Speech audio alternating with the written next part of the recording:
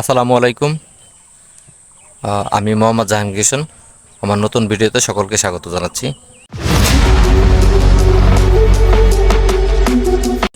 আমি এখন অবস্থান করছি ফরিদপুর জেলার ফরিদপুর সদর উপজেলার ধোপাডাঙ্গা চাঁদপুর এলাকায়। আমার পিছনে যে আহ, নদীর মতো যেটা দেখতে পাচ্ছেন, এটা আসলে নদী নয়, এটা এটা হচ্ছে বাওর। এটা এটা এইখান থেকে শুরু করে ওই পাশে অনেক দূর পর্যন্ত এই বাওরটার আয়তন। তো এখন 2024, এটা আমরা ছোটোবেলায় যে আমাদের বাপ চাচা বা দাদাদের কাছে গল্প শুনেছি, এই বাওরের অনেক গল্প আছে, যে গল্পটা অবশ্য আমরা বাস্তবে কখনো দেখিনি। তবে আমাদের বাপ চাচা বা দাদা তাদের কাছে যে গল্পটা শুনেছি, এইখানে আগের দিনে এখন যেমন ডেকোরেটর আছে বা অন্যান্য জিনিস আছে, কিন্তু এক সময় তখনকার সময়ে এগুলা কোনো কিছু ছিল না। প্রাচীনকালে আহ, তারাও যখন ছোট ছিল, তারাও গল্প শুনেছে, তারাও হয়তো মনে হয় দেখেনি যে এইখানে আহ, এই বাওরে যে যা চাইতো সাময়িকের জন্য এটা দেওয়া হতো। কিন্তু কিছুদিন দেখা যাইতো যে আপনার বাড়ি একটা অনুষ্ঠান, আপনার একটা পাতিল দরকার বা কিছু প্লেট দরকার বা একটা পাটা দরকার বা অন্যান্য কিছু দরকার, এইগুলো আপনার চাইলে এই বাওয়ারে পাওয়া যেত। কিন্তু পরবর্তীকালে এক একজন এটা ওটা নিয়ে পরে আর দিত না, যে কারণে আস্তে আস্তে আস্তে আস্তে এটা বিলুপ্তির দিকে চলে গেছে। আর এই গল্পগুলো আসলে বানানো গল্প না, যেহেতু ওনারা বলেছে, ওনারাও এই গল্পগুলা জানে বা দেখছে। আর এই এই বাওরটা এমন একটা বাওর যে এখানে আশপাশে আমাদের এলাকায় বৃষ্টি কম হয়, আবার বর্ষাও হয় না, তবে এই বাওরটা কখনো পানি শুকায় না।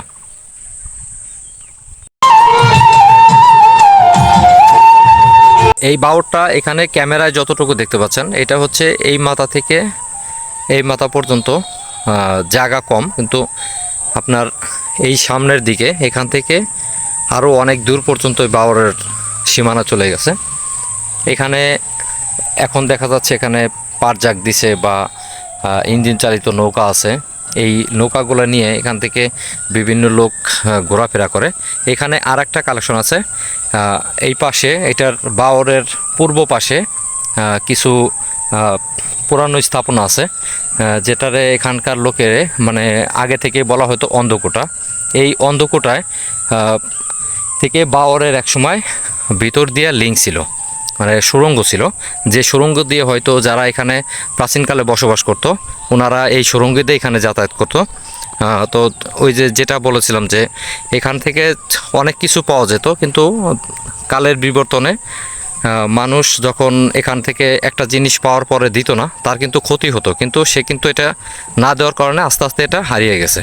তো আমি এখন আপনাদেরকে নিয়ে যাব যে এখান থেকে যে সুড়ঙ্গ পথটা ছিল ওই বিল্ডিংগুলোর কাছে। এখানে অবশ্য ধ্বংস অবশেষ ছাড়া আর কিছু নেই, আমি ওটাই আপনাদেরকে দেখাতে পারবো।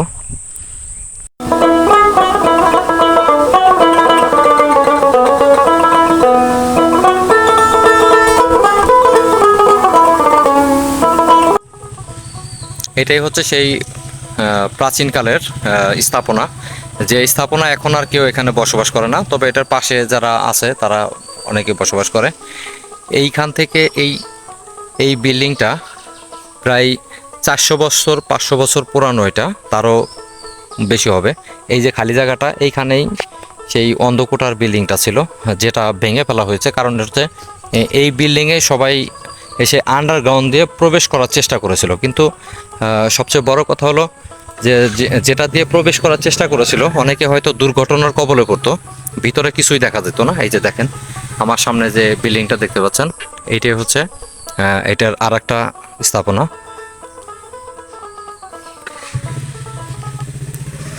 এটা দিয়ে দেখেন সুড়ঙ্গ পথ আছে। আমি আপনাদেরকে একটু উপরে ওঠার চেষ্টা করি। এখানে ভিতরে দেখেন, ভিতরে আর এখানে কিছু নেই, উপরে একটা সিঁড়ি আছে, সিঁড়ি দিয়ে আমি উপরে ওঠার চেষ্টা করি।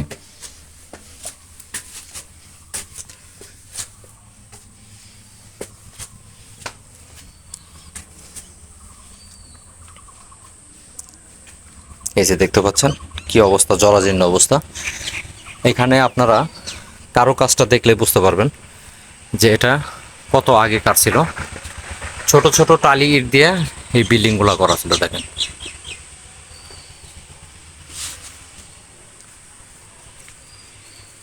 এখানে চলাফেরাটা একটা রিস্কি।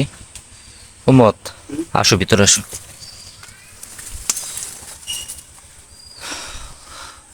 এখানে আসছে একটু ভয় ভয়ও করতেছে। এই যে আপনারা একটা জিনিস খেয়াল করেন, আসলে এই ছোট ছোট ঘরগুলা কি কারণে তৈরি করা হয়েছে এটা বলা মুশকিল। এইখানে দেখেন, ও বাউরে এদিকে কাটা আছে। তখনকার সময় এই যে ডিজাইনগুলো দেখেন অনেক সুন্দর। প্রায় 400 থেকে 500 বছর বা তারও বেশি হবে এই বিল্ডিংগুলো করা হয়েছিল। এখন এগুলা মানুষের স্পর্শ ছাড়াই এগুলো একেবারে নষ্ট হয়ে যাচ্ছে।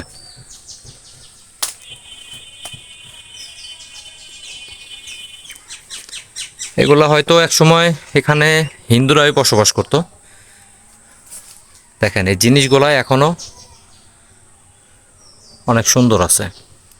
অবশ্যই এখানে দেখতে পাচ্ছেন চুনা দিয়ে করা ছিল। এখানে আসলে যে রংগুলা করা আছে দেখেন এখনো অনেক সুন্দর আছে। এই যে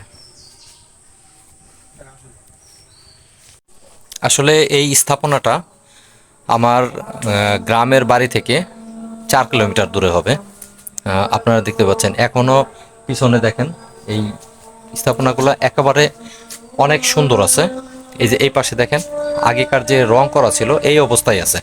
আসলে এটা যদি সরকারে বা স্থানীয় যারা এখানে বসবাস করে ওনারা যদি এখান থেকে এগুলা যদি সংরক্ষণ করে রাখতো তাহলে পরে হয়তো এখানে বছরে প্রচুর পরিমাণ পর্যটক হতো। আমরা যখন ছোট ছিলাম তখন আমরা এখানে বেশ কয়েকবার আসছি এগুলা দেখার জন্য। আসলে সত্য কথা বলতে কি, আমার মনে হয় এই বিল্ডিংয়ের নিচেও, আমি এখন দোতলায় অবস্থান করছি, এই বিল্ডিংয়ের নিচেও একটা সুড়ঙ্গ পথ ছিল, যে সুড়ঙ্গ পথে আমি নিজেও নেমেছিলাম। তো যখন দোতলা পর্যন্ত আন্ডারগ্রাউন্ডে মাটির নিচে নামি তখন আমার কপাল ফেটে যায়। কারণ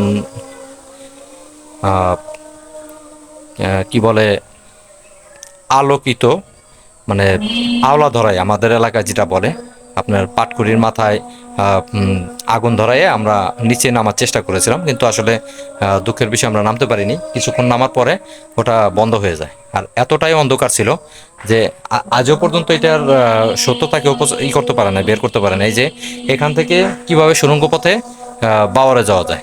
তবে ঘটনাগুলো সত্য। এই এই এলাকায় যারা ছিল বা আমাদের এলাকায় এরা সবাই আগের যুগে যারা ছিল তারা সবাই এইগুলোর ব্যাপারে গল্প করেছে। তবে গল্প করা সত্য। এখানে যদি এটা সংরক্ষণ করা যেত, আগে আমরা দেখেছি ছোটবেলায় যখন দেখেছি এখানে প্রচুর পরিমাণ পর্যটক আসতো, এখন আর আসে না, কারণ এটা বিলুপ্তির পথে। যাই হোক বন্ধুরা, আমার ভিডিওটা যদি ভালো লাগে অবশ্যই লাইক কমেন্ট শেয়ার করবেন, আর অবশ্যই আমার চ্যানেলটা সাবস্ক্রাইব করবেন। সবাই ভালো থাকবেন। সালামু আলাইকুম।